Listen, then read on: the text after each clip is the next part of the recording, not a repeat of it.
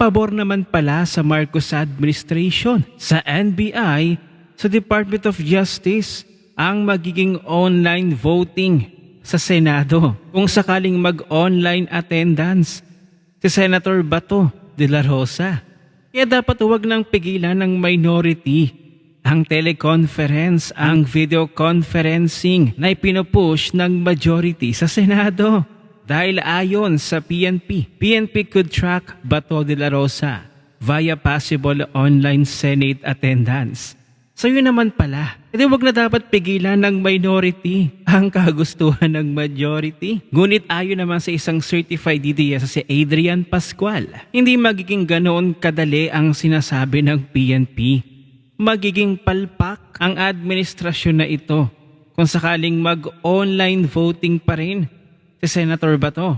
Ayon kay Adrian Pascual, I would bet the souls of Trillanes and Matibag na walang capabilities ang PNP and even the NBI to do that. Why? Yun ngang simple online scammers sa Facebook at SMS, hindi nila nahuhuli. Hindi po ba? A simple VPN switching while traveling at multiple devices lang katapat niyan. Note, maraming technical and simple ways to avoid tracing. Napakomento ang isang netizen ang sabi niya, hindi nyo nga mabayaran ng cloud server ng eGov services nyo eh. May pa-track pa kayo? Mga ugok. Ngunit isiniwalat naman ni Representative Paulo Marcoleta na ang e-voting na ito ay pinayagan naman pala sa Kongreso sa pagboto sa impeachment laban kay Vice President Sara. So bakit hindi daw po pwede sa Senado? Gayong pwede naman sa Kongreso. Panoorin natin ito. Ang virtual voting ay matagal na pong isinasagawa sa House of Representatives. Ayun. Kapag meron pong mahalagang batas na kailangan maipasa, ang mga kongresista ay maaring bumoto through electronic platforms kung wala sila sa plenaryo. Andyan po ang pamamaraan ng text, SMS.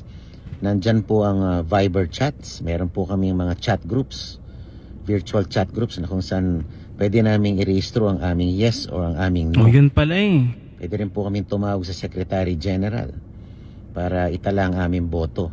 So marami pong pamamaraan para itala ang aming boto kahit wala kami sa Kongreso. At kahit maging sa komite, pwede ka rin makiluhok sa committee deliberations. Kukunin mo lang yung virtual link or yung Zoom link, ay pwede ka nang sumali sa diskusyon sa komite.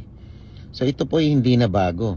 Ito po ay nasasad sa aming House Rules na upon consultation with the majority and the minority, the House Speaker may allow virtual voting. So yun naman pala. Sa mga plenary voting. Pwede naman pala. At sa deliberations sa komite.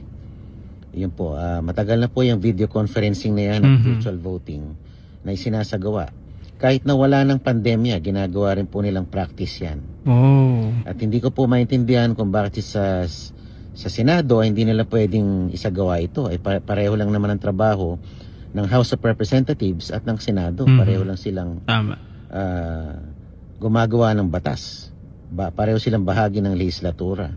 At kung matatandaan niyo po, nung nakaraang Kongreso, 17th or 18th Congress, ay naghain po ng resolusyon si then Senator Franklin Drilon at si Senator Ping Lacson para imungkahi ang pagpayag kay then Senator Laila de Lima para makilahok sa plenary deliberation sa Senado. Pero yan po ay nasa sa pagpapasya ng mayorya sa Senado. So hindi ko po maintindihan kung bakit noon ay minarapat nila na ito ay tamang mungkahi or hakbang. Pero ngayon, ito kanilang tinututulan. Kailangan maging consistent lang naman tayo.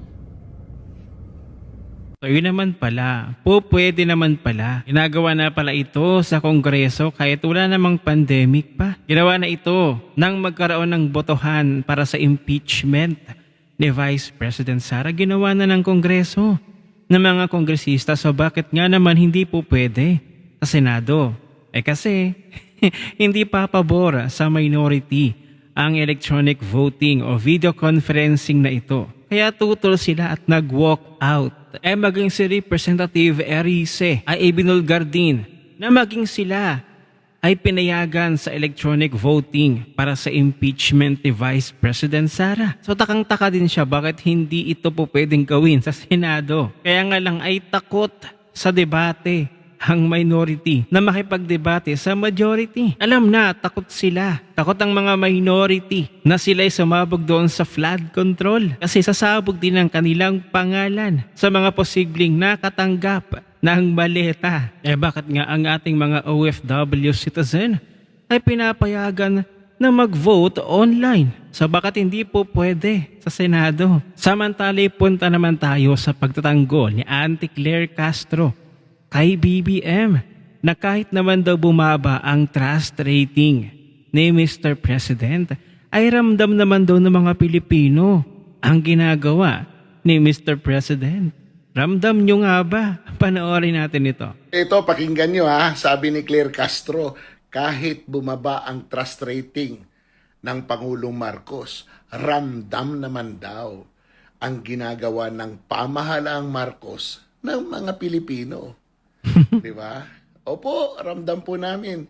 Yung pagmahal ng singil ng kuryente, ramdam po namin. Yung madalas na brownout, ramdam po namin. Ramdam din namin pagtaas ng mga presyo ng bilihin. Ramdam na ramdam po namin. Yung gasolina, yung diesel, lahat po ng tumataas, ramdam po namin. Yung sweldo na lang po ang hindi. Totoo. Isa pa po, ramdam din namin na yung kriminalidad, nako po, kahit saan ka lumingon, mas matindi ngayon. At ramdam din namin na nagnanakaw kayo, hindi lang kayo makasuhan. Tama. Yung mga nakakasuhan, yung alams na, di ba? So ma'am, opo, ramdam po namin, ang ginagawa ng pamahalang Marcos ay iparamdam sa mga Pilipino na dapat pahirapan kayo dahil ayaw niyong itaas ang trust rating niyo sa Pangulo. Sayang ang bayon. Tama nga naman si Madarahug.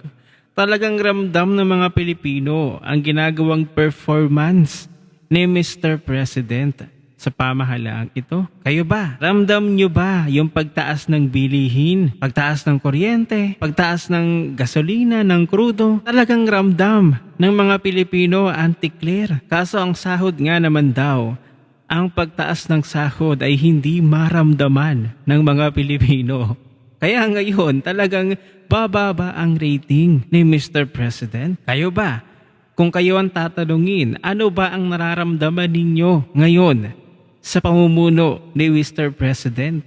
Ano nga ba talaga ang sinasabi ni Auntie Claire Castro? Naramdam ng mga Pilipino ang ginagawa ni Mr. President at ang kanyang pamahalaan. Sa tingin ninyo, papabor kaya ang minority? Papayag na kaya ang minority na ikasana ang video conferencing or online voting ng mga senador? Dahil nga papabor ito, dahil nga matitrace daw sa Senator Bato de la Rosa. Grabe no, hirap na silang hanapin sa Senator Bato. Ano ang inyong opinion? I-share mo na ang video na ito. Mag-iwan ng comment at like dyan sa ibaba at magkita-kita ulit tayo sa susunod na video.